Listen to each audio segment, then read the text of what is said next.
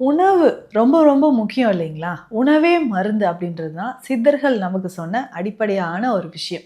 So அந்த மாதிரி நம்ம நோய்கள் இல்லாம ஆரோக்கியமாக வாழ்வதற்கும், உடல்ல சின்ன சின்ன பிரச்சனைகள் இருந்தா அது எப்படிங்க சரி செய்யலாம்? எந்த மாதிரி டயட் எடுக்கலாம்?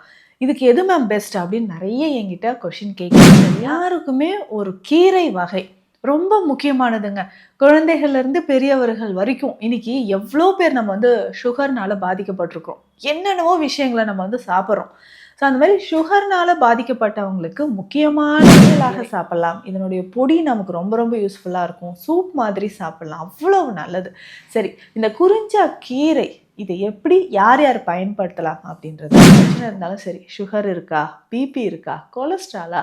இல்ல இதயம், கல்லீரல், இல்ல சிறுநீரக பிரச்சனைகள், யூரினரி ட்ராக் இன்ஃபெக்ஷன் அடிக்கடி இருக்கு.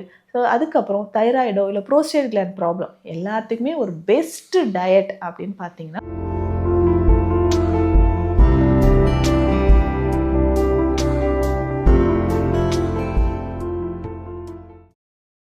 வரம் நேயர்களுக்கு வணக்கம். நான் டாக்டர் நித்யா, சித்தா பிசிஷியன். உணவு ரொம்ப ரொம்ப முக்கியம் இல்லைங்களா? உணவே மருந்து அப்படின்றது தான் சித்தர்கள் நமக்கு சொன்ன அடிப்படையான ஒரு விஷயம். ஸோ அந்த மாதிரி நம்ம நோய்கள் இல்லாம ஆரோக்கியமாக வாழ்வதற்கும், உடல்ல சின்ன சின்ன பிரச்சனைகள் இருந்தா அது எப்படிங்க சரி செய்யலாம்? எந்த மாதிரி டயட் எடுக்கலாம்? இதுக்கு எது மேம் பெஸ்ட் அப்படின்னு நெறைய என்கிட்ட கொஸ்டின் கேட்குறீங்க இல்லையா? அவங்க எல்லாருக்குமே ஒரு கீரை வகை ரொம்ப முக்கியமானதுங்க. குழந்தைகள்ல இருந்து பெரியவர்கள் வரைக்கும் இன்னைக்கு எவ்ளோ பேர் நம்ம சுகர்னால பாதிக்கப்பட்டிருக்கிறோம். என்னென்னவோ விஷயங்கள நம்ம சாப்பிடுறோம். ஸோ அந்த மாரி சுகர்னால பாதிக்கப்பட்டவங்களுக்கு முக்கியமான ஒரு கீரை.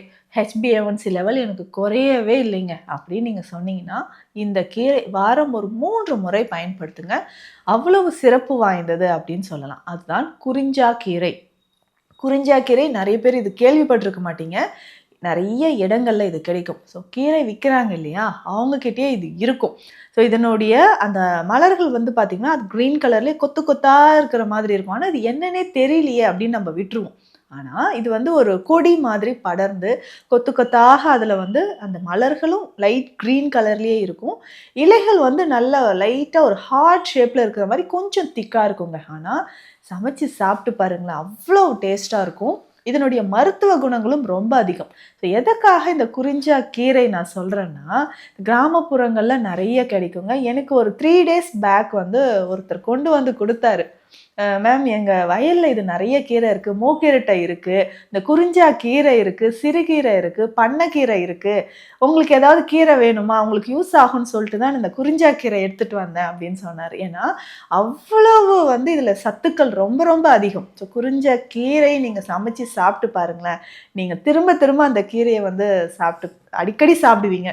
ஸோ இந்த குறிஞ்சா கீரை நல்லா வெயிட் லாஸ் பண்ணணும்னு நீங்க நினைக்கிறீங்கன்னு வச்சுக்கோங்க. அவங்களுக்கு இது ரொம்ப ரொம்ப யூஸ்ஃபுல்லா இருக்குங்க.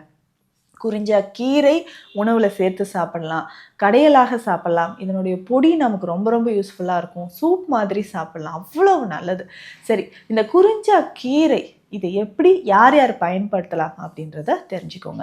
ஃபர்ஸ்ட்டு வெயிட் லாஸ் பண்ணணும்னு நெறைய பேருக்கு இந்த ஆர்வம் இருக்கும் இல்லைங்களா? இந்த வெயிட் லாஸ் நான் எப்படிங்க டாக்டர் பண்றது? ஸோ வெயிட் லாஸ் பண்ணணும்னா எந்தெந்த உணவு ரொம்ப சிறந்தது அப்படின்னு ஒரு டயட் நீங்க ஃபாலோ பண்ணீங்கன்னா, அந்த டயட் லிஸ்ட்ல இதையும் சேர்த்துக்கோங்க. இந்த குறிஞ்சா கீரை இந்த சிறுபருப்புன்னு சொல்றோம் இல்லைங்களா? பாசிப்பருப்பு சேர்த்து கூட்டு மாதிரி நீங்க சாப்பிட்டுட்டு வாங்களேன். அவ்வளவு நல்லது. ஸோ பாசிப்பருப்பு சேர்த்து அத கூட்டாக நம்ம சாப்பிட்டுட்டே வரும்போது, லோ கேலரீஸ் மற்றும் ரிச் ஃபைபர். ஸோ இதில நெறைய ஆன்டி ஆக்சிடென்ட்ஸும் இருக்கு.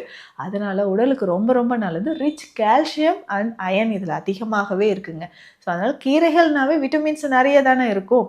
அதனால உடலுக்கு ரொம்ப ரொம்ப நல்லது. ஸோ வெயிட் லாஸ் பண்ணணும்னு நெனச்சீங்கன்னா, காலையிலே இத சூப் மாதிரியும் நம்ம குடிக்கலாம். குறிஞ்சா கீரைய நல்லா சின்ன சின்ன பீசஸா கட் பண்ணி சூப் மாதிரியும் குடிக்கலாம். இல்ல நான் சொன்ன மாதிரி பருப்போட சேர்த்து கூட்டாகவோ, இல்ல கடையலாகவோ நம்ம சாப்பிட்டுட்டு வந்தோம்னா, அவ்வளவு நல்லதுங்க.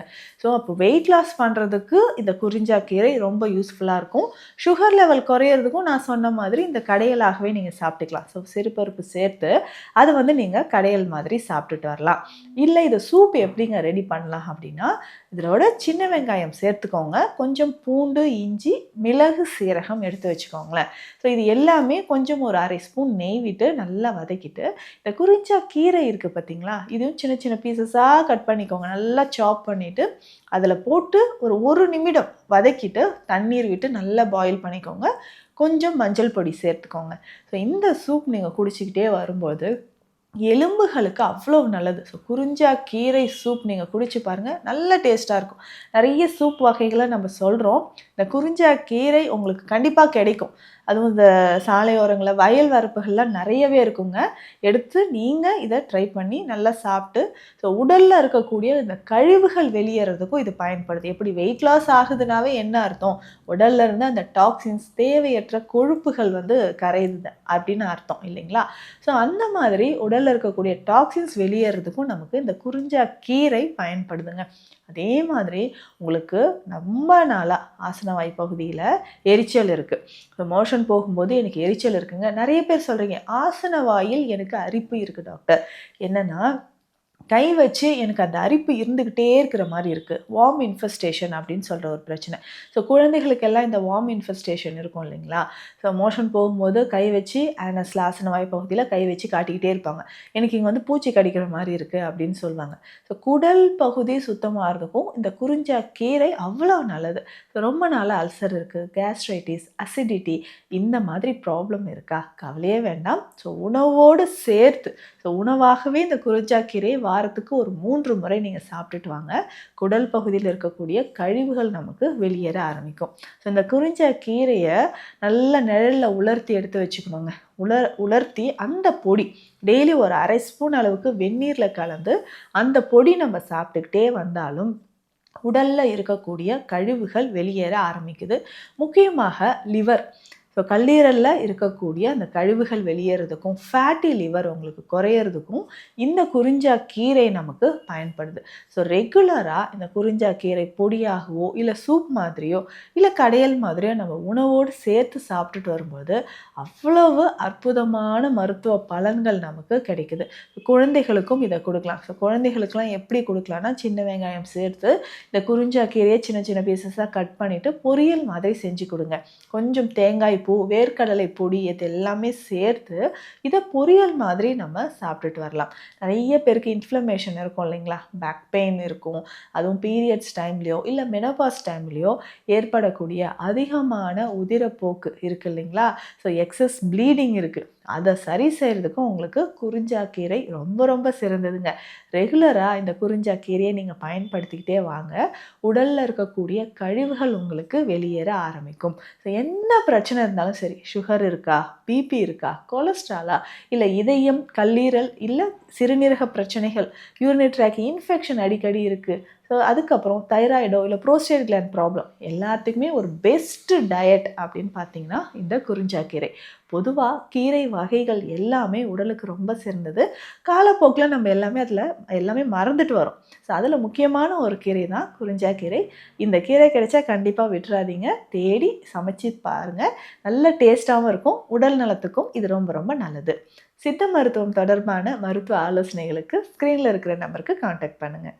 நன்றி.